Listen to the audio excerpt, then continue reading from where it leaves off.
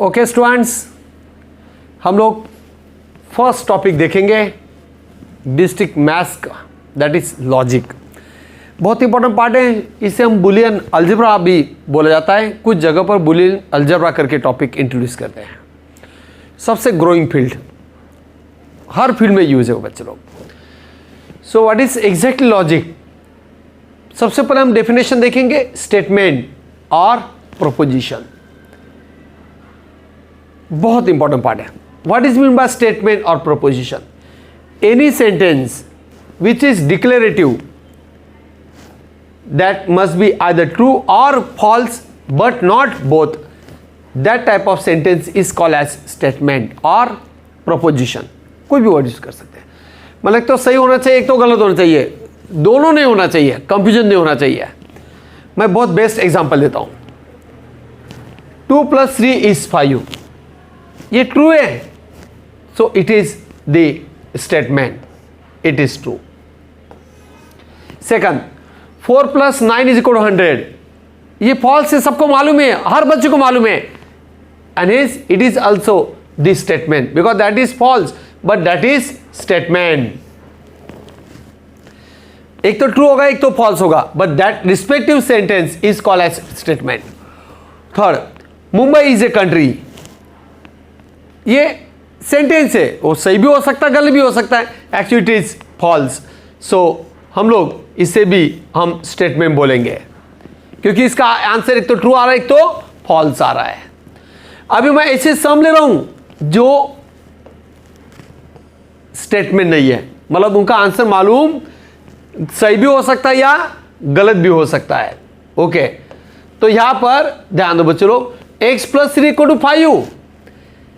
बच्चे लोग ये सही भी हो सकता है, गलत भी हो सकता है।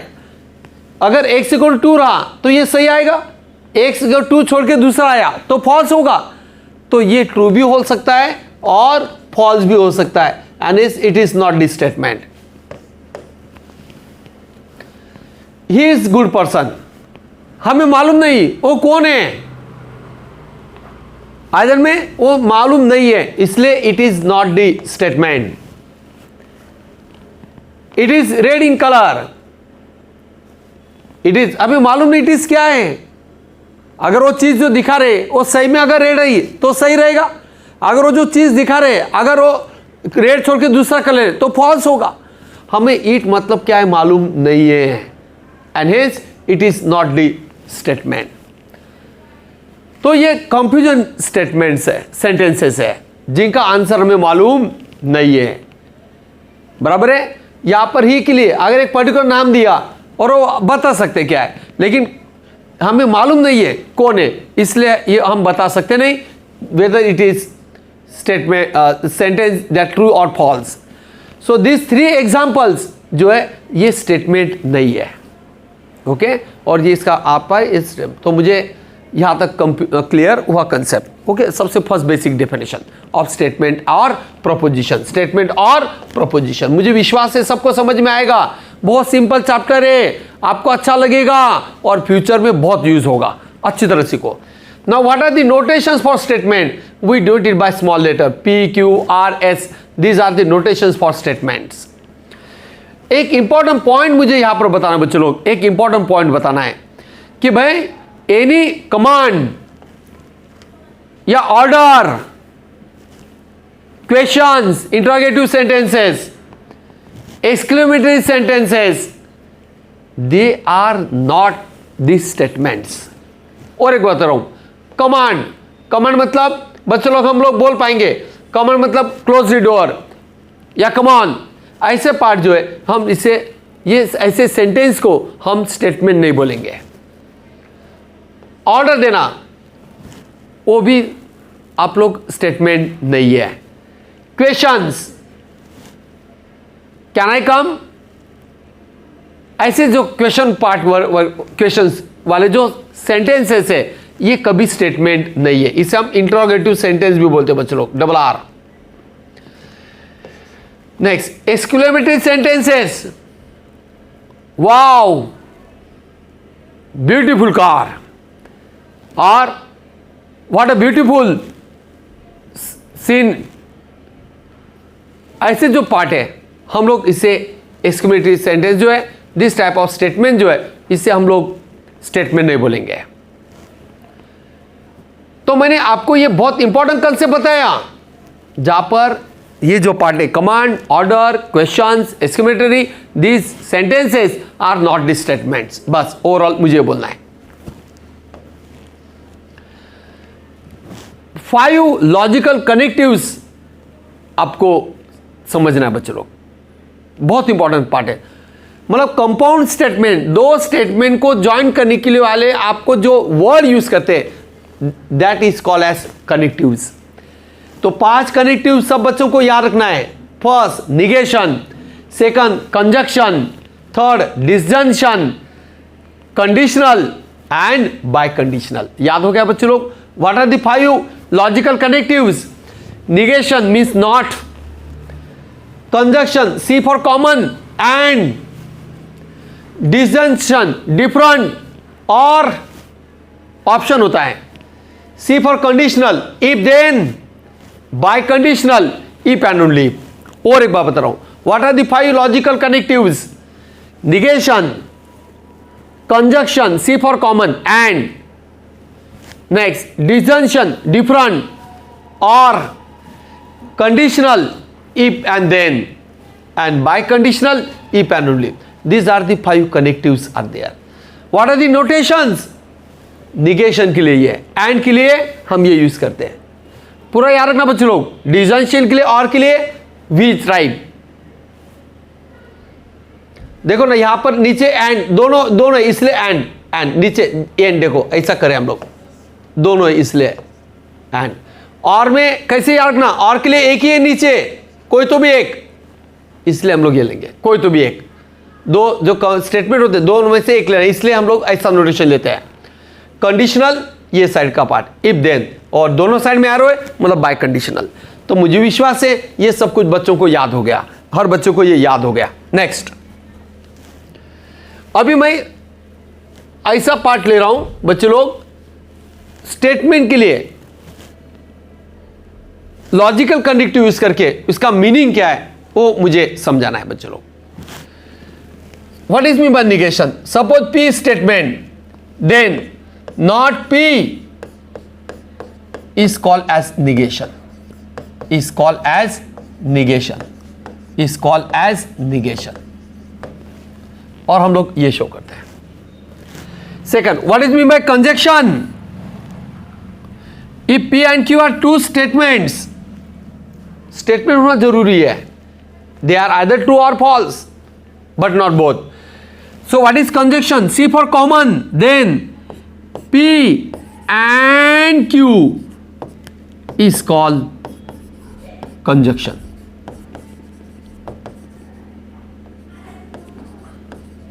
Conjunction of P and Q, conjunction of P Q and है। और हम नोटेशन क्या यूज करते हैं बच्चों लोग? ये नोटेशन कहते हैं। याद हो गया होगा, मुझे विश्वास है आप लोग जैसे मैं समझा रहा हूं याद हो गया, इसके बाहर आपको आएगा नहीं आगे। बहुत अच्छे कंसेप्ट समझा रहा हूं, इतना पार्ट करो आपको कोई पार्ट में तकलीफ होगा नहीं। Next, third connective is disjunction, third connective is disjunction. बोलो बच्चों लोग क्या होगा? Disjunction, if P and Q are the statements, so what is disjunction?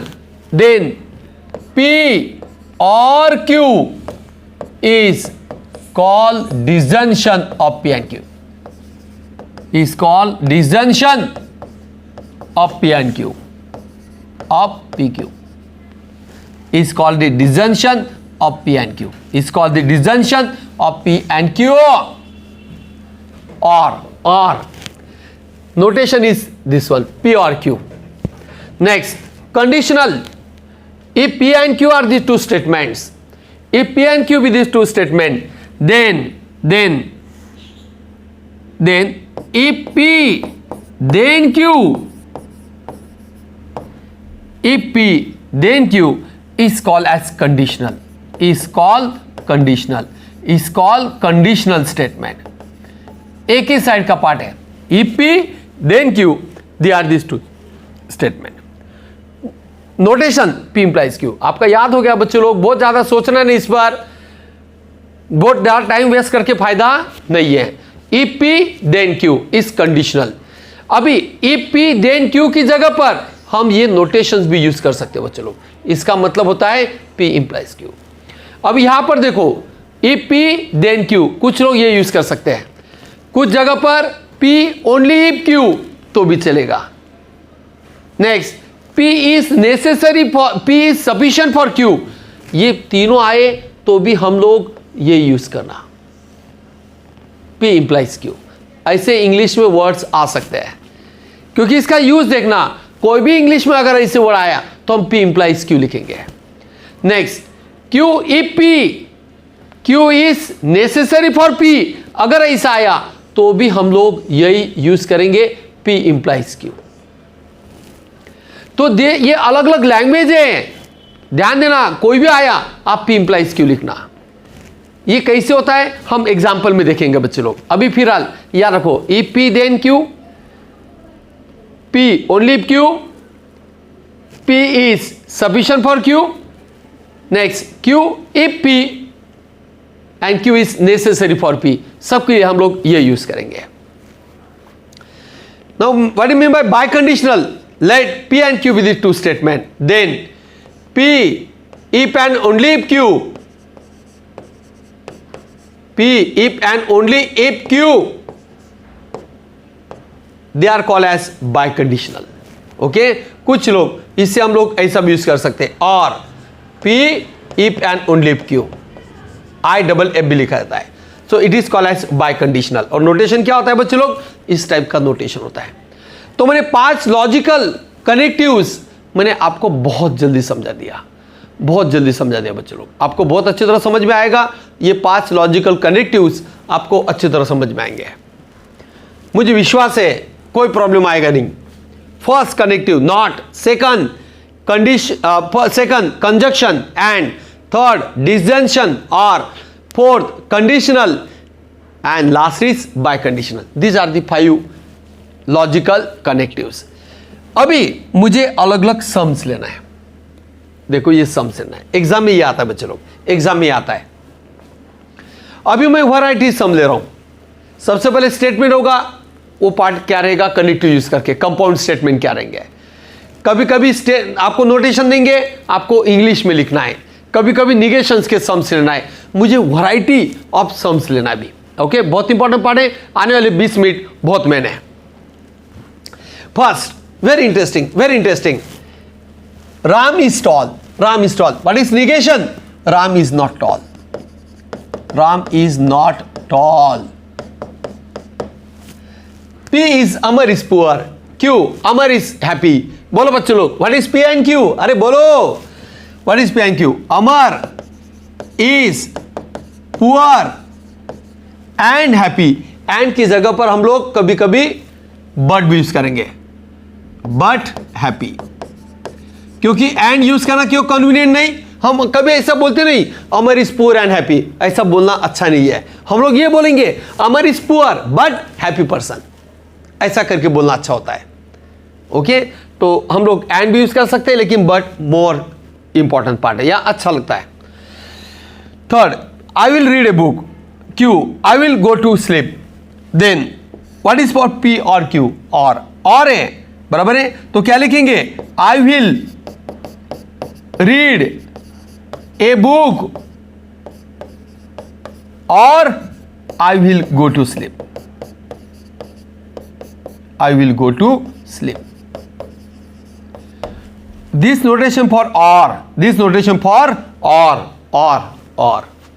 बहुत इंटरेस्टिंग है बच्चे लोग, बहुत इंटरेस्टिंग है। और नेक्स्ट, राम वर्क्स हार्ड। क्यों? Ram will pass the offline exam, online नहीं, ऑनलाइन में मतलब नहीं है, मैंने चेंज कर दिया। तो what is implies Q? If Ram works hard then he will pass the offline exam, then he will pass the offline exams, then he will pass the offline exam। देखो कितना सिंपल है बच्चों लोग, कितना सिंपल। अगर ये आ गया तो आपको बेसिक आ जाएगा। 2 lines are parallel P Q, two lines have same slope. What is P by implies Q? तो क्या होगा बच्चे लोग, यहां पर two lines are parallel, two lines are parallel, if and only they have same slope, that two lines have same slope, if and only they have same slope। अगर दो line parallel कब होगे, जब स्लोप सेम होता है। ये आपको basic concept मालूम है, आपको ये बेसिक कंसेप्ट मालूम है। तो बच्चे लोग मैंने कनेक्टिव्स भी बताया और ये सेंटेंस जो है आपको ये वर्ल्ड क्लास भी समझाया, बहुत इंपॉर्टेंट है। कुछ बच्चे बोलेंगे सर और डिटेल समझा, कुछ नहीं, अभी हमें बहुत सीखना है, बहुत सीखना है। तो ये अभी फिलहाल बेसिक करने के लिए सफिशिएंट है, इसके बाहर आपको कंसेप्ट जाएंगे नहीं।